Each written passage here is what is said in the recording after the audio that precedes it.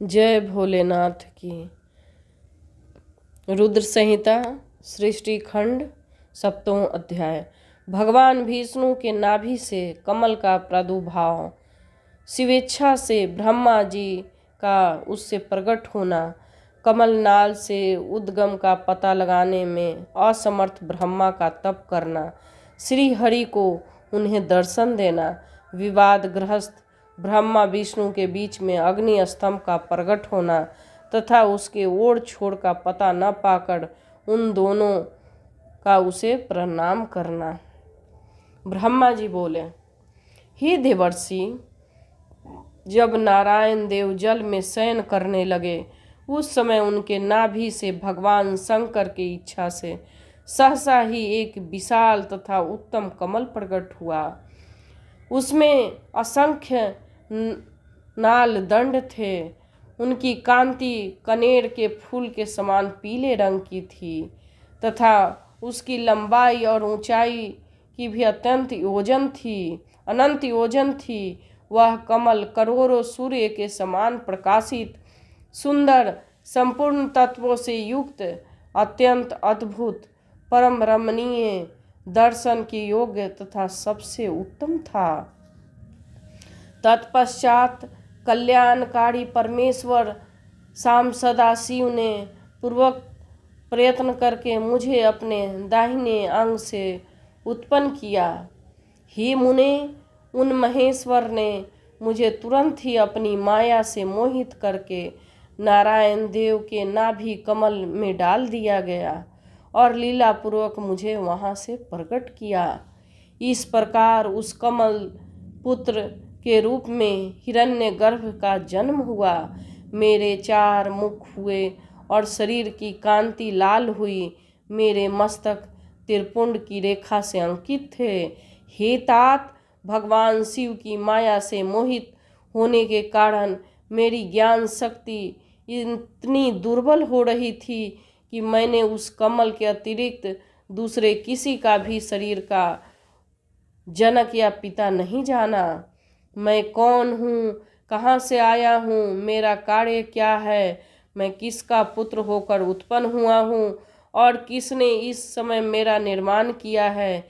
इस प्रकार संशय में पड़े हुए मेरे मन में यह विचार उत्पन्न हुआ, मैं किस लिए मोह में पड़ा हुआ हूँ। जिसे मुझे उत्पन्न किया है उसका पता लगाना बहुत सरल है। इस कमल पुष्प को जो पत्रयुक्त नाल है उसका उद्गम स्थान इस जल के भीतर नीचे की ओर है। जिसने मुझे उत्पन्न किया है वह पुरुष भी वही होगा, इसमें संशय नहीं। ऐसा निश्चय करके मैंने अपने कमल से नीचे उतारा। हे मुने, उस कमल की एक एक नाल में गया और सैकड़ों वर्षों तक भ्रमण करता रहा। कहीं भी उस कमल के उद्गम का उत्तम स्थान मुझे नहीं मिला। तब पुनः संशय में पड़कर मैं उस कमल पुष्प पर जाने के लिए उत्सुक हुआ और हे मुने, नाल के मार्ग से उस कमल पर चढ़ने लगा। इस तरह बहुत ऊपर जाने पर भी मुझ कमल के कोष को न पा सका। उस दशा में मैं और भी मोहित हो उठा और मुझे नाल मार्ग से भ्रमण करते हुए पुनः सैकड़ों वर्ष व्यतीत हो गए, किंतु उसका कोई पता न चल सका और मैं मोहित होकर एक क्षण वहीं रुक गया। ही मुने, उस समय भगवान शिव की इच्छा से परम मंगलमयी तथा उत्तम आकाशवाणी प्रकट हुई जो मेरे मोह का विध्वंस करने वाली थी। उस वाणी ने कहा, तपस्या करो। उसका आकाशवाणी को सुनकर मैंने जन्मदाता पिता का दर्शन करने के लिए उस समय पुनः प्रयत्न पूर्वक 12 वर्षों तक घोर तपस्या किया। तब मुझ पर अनुग्रह करने के लिए 4 भुजाओं वाले सुंदर नेत्रों से सुशोभित भगवान विष्णु वहाँ सहसा ही प्रकट हो गए। उन परम पुरुष ने अपने हाथों में शंख, चक्र, गदा और पद्म धारण कर रखे थे। उनके सारे अंग सजल जलधर के समान श्याम कांति से सुशोभित था। उन परम प्रभु ने सुंदर पीताम्बर पहन रखा था। उनके मस्तक आदि अंगों में मुकुट आदि महामूल्यवान आभूषण शोभा पा रहे थे। उनका मुखरबिंद प्रसन्नता से खिला हुआ था। मैं उनकी छवि पर मोहित हो रहा था। वे मुझे करोड़ों कामदेव के समान मनोहर दिखाई दे रहे थे। उन चतुर्भुज भगवान शिव का अत्यंत सुंदर रूप देखकर मुझे बड़ा आश्चर्य हुआ। वे सांवली और सुनहरी आभा से उद्सित हो रहे थे। उस समय उन सद स्वरूप सर्वात्मा महाबाहु नारायण देव को वहाँ उस रूप में अपने साथ देखकर मुझे बड़ा हर्ष हुआ। उस समय प्रभु शंभु के लीला से मोहित हो रहा था। इससे मैं अपने उत्पन्न करने वाले को न जानकर अति हर्षित होकर उनसे कहने लगा। ब्रह्मा जी बोले, मैंने उन सनातन पुरुष को हाथ से उठाकर कहा कि आप कौन हैं? उस समय हाथ के तीव्र तथा सुदृढ़ प्रहार से क्षण मात्र में ही वे जितेंद्रिय जाग करके शैया पर उठकर बैठ गए। तदंतर अविकल रूप से निंद्र रहित होकर राजीव लोचन भगवान विष्णु मुझको वहाँ पर अवस्थित देखा और हंसते हुए बार बार मधुर वाणी से वे कहने लगे। विष्णु जी बोले, हे वत्स, आपका स्वागत है। हे महाद्युतिमान पितामह, आपका स्वागत है। निर्भय होकर रहिए। मैं आपकी सभी मनोकामनाएं को पूर्ण करूंगा, इसमें संदेह नहीं। हे देवर्षि, उनके मंदहास युक्त उस वचन को सुनकर रजोगुण के कारण चतुरता मान बैठा देव श्रेष्ठ मैं उन जनार्दन भगवान विष्णु को कहने लगा। ब्रह्मा जी बोले, हे निष्पाप, समस्त संहार के कारणभूत मुझे आप हंसते हुए जो हे वत्स कर रहे हो, वह तो मैं वैसे ही लग रहा है जैसे कोई गुरु अपने शिष्य को हे वत्स कह रहा हो। मैं ही संसार का साक्षात कर्ता, प्रकृति का प्रवर्तक, सनातन अजन्मा विष्णु, ब्रह्मा विष्णु से उत्पन्न करने वाला विश्वात्मा, विधाता, धाता और पुंडरीकाक्ष हूँ। आप आज्ञावश मुझे हे वत्स ऐसा क्यों कह रहे हैं? इसका कारण शीघ्र बताइए। नियमतः वेद भी मुझे स्वयंभू, अज, विभु, पितामह, स्वराज, सर्वोत्तम और परमेष्टि कहते हैं। मेरे इस वचन को सुनकर लक्ष्मीपति भगवान हरि क्रुद्ध हो उठे और कहने लगे, मैं जानता हूँ संसार आपका जगत का कर्ता मानता है। विष्णु जी बोले, आप संसार की सृष्टि करने और पालन करने के लिए मुझ अवयव के अंगों से अवतीर्ण हुए हैं।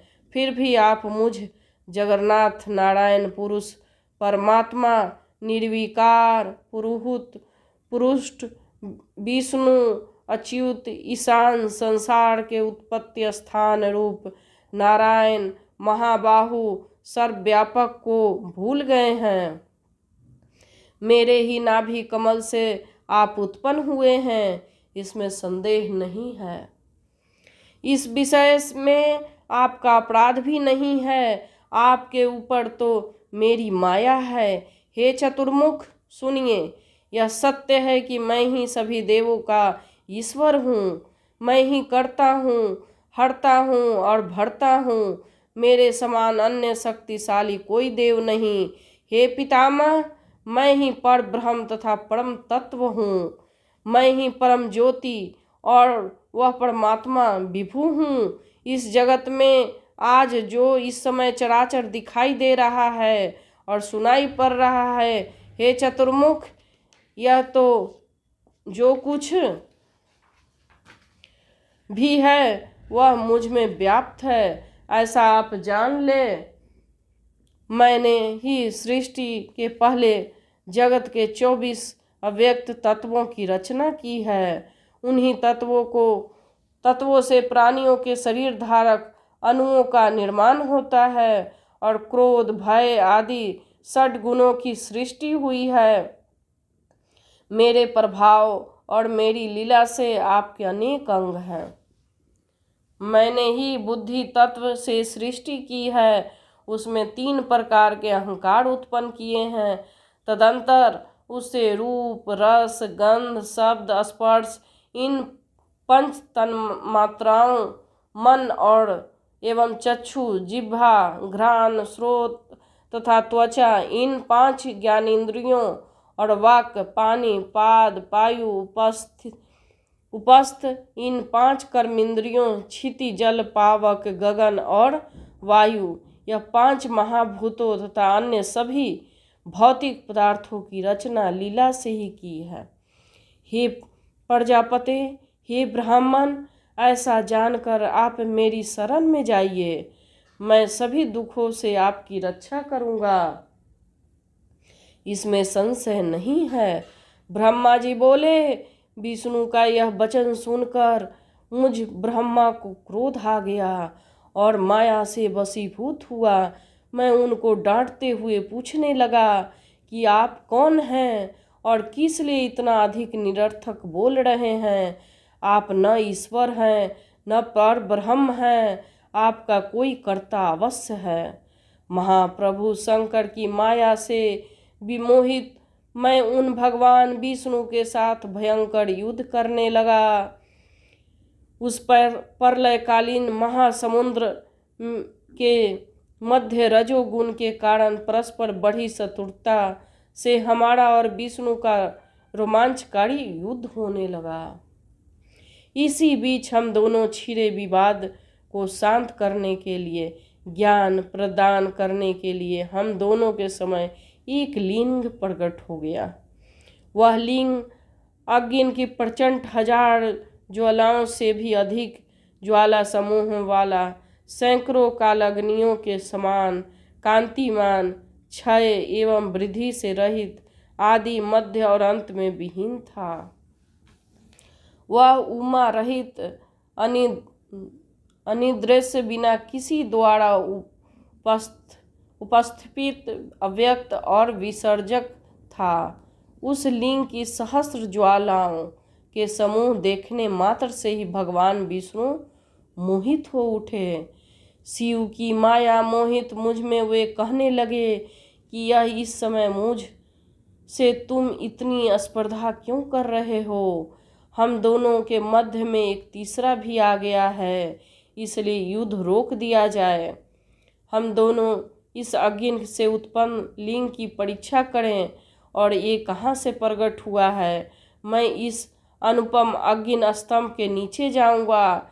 हे प्रजानाथ, आप इसकी परीक्षा करने के लिए वायु वेग से प्रयत्न पूर्वक शीघ्र ऊपर की ओर जाएं।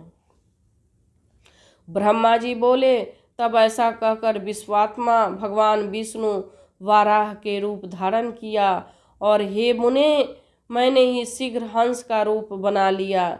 उसी समय लोग मुझे हंस का विराट ऐसा कहने लगे। जो हंस हंस यह कहकर मेरे नाम का जप करता है वह हंस स्वरूप हो ही जाता है। अत्यंत श्वेत अग्नि के समान चारों ओर पंख से युक्त मन तथा वायु वेग वाला होकर मैं ऊपर की ओर लिंग का पता लगाते हुए चला गया। उसी समय विश्वात्मा नारायण भी अत्यंत श्वेत स्वरूप धारण किया।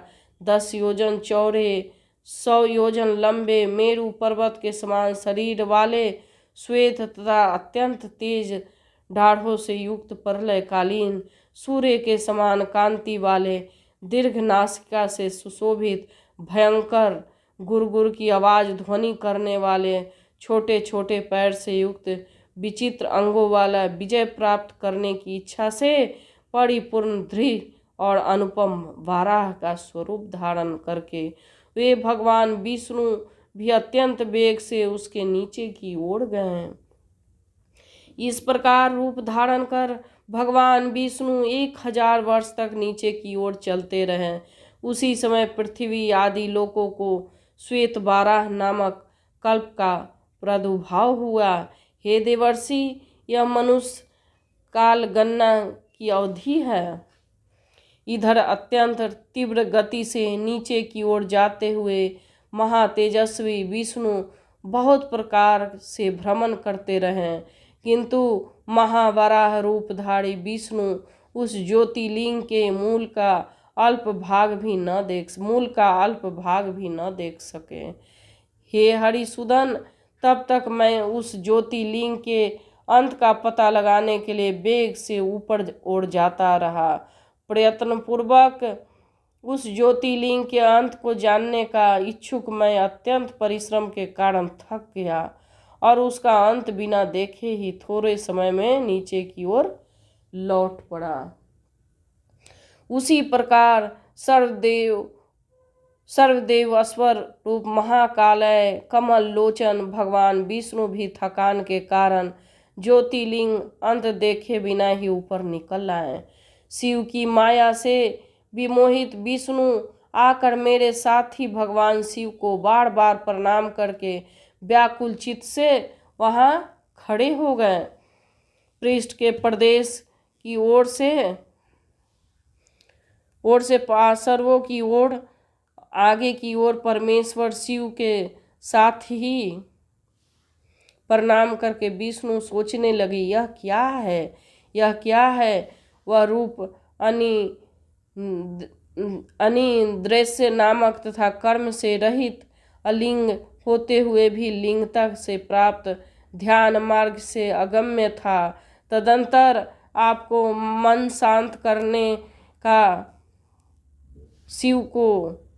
शांत करके मैं और विष्णु दोनों शिव को बारंबार प्रणाम करने लगे और आपके स्वरूप को नहीं जानते। आप जो भी हैं वही हैं। आपको हमारा नमस्कार है।